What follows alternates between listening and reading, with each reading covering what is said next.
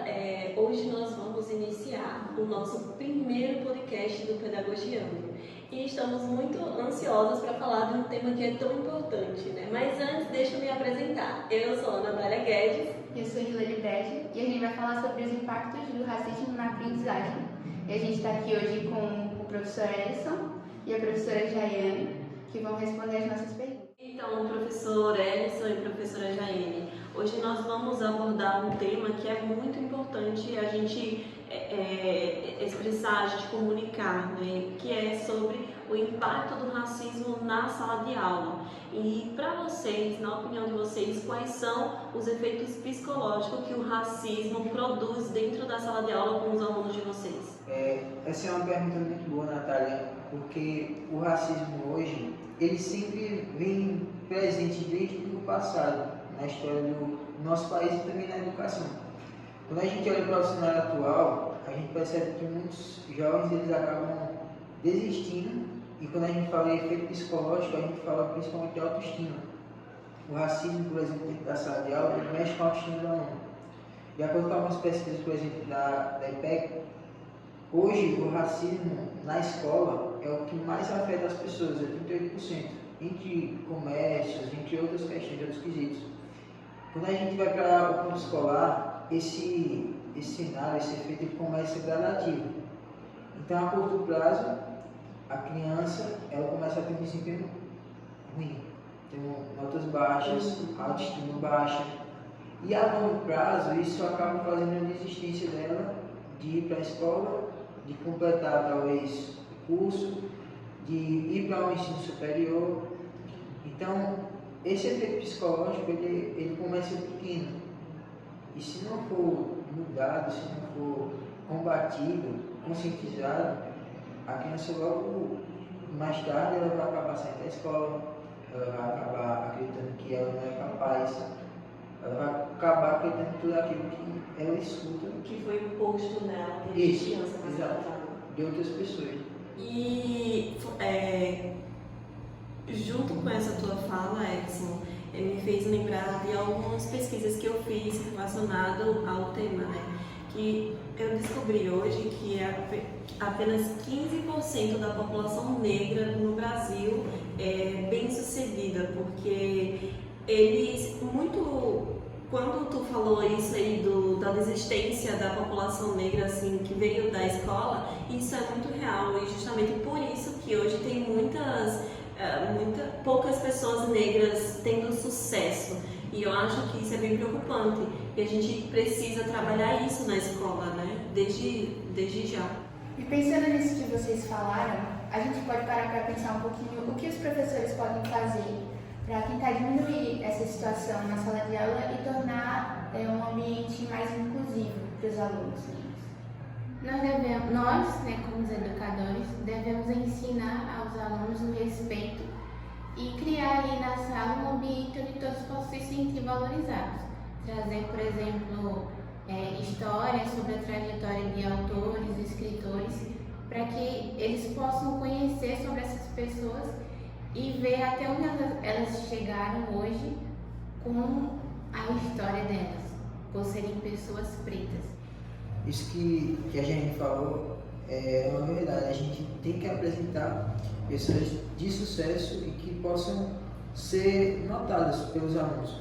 A verdade é que o professor ele é um mediador dentro da sala de aula. E onde acontece esse racismo dentro da sala de aula, o professor ele acaba sendo ali um juiz, por assim dizer. Então ele não pode passar o pano em algumas determinadas situações.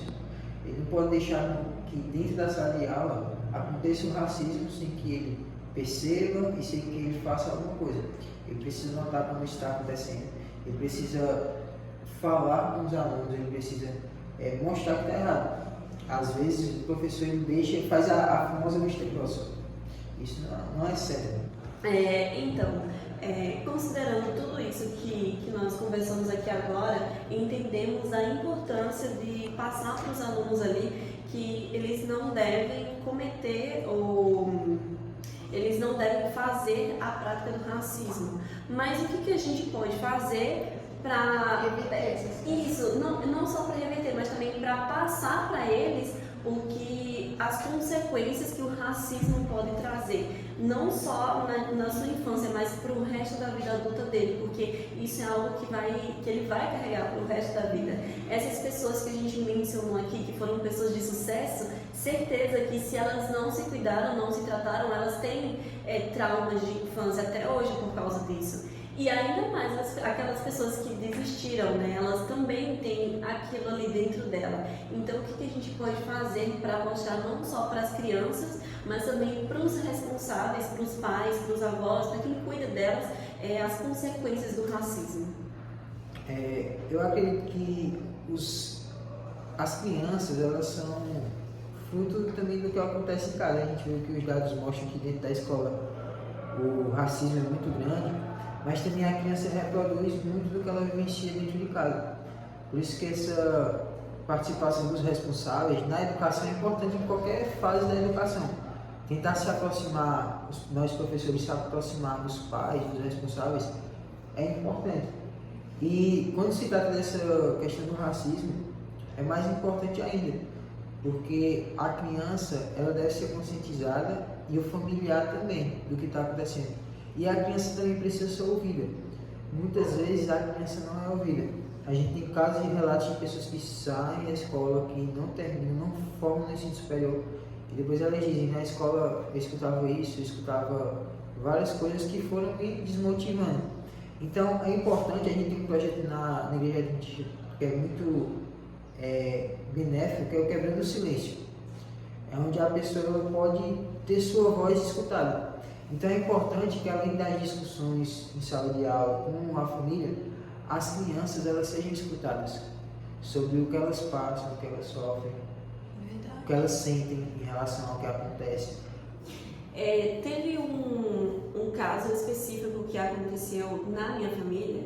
Meu sobrinho, ele é adotado, né? Então ele tem a pele preta.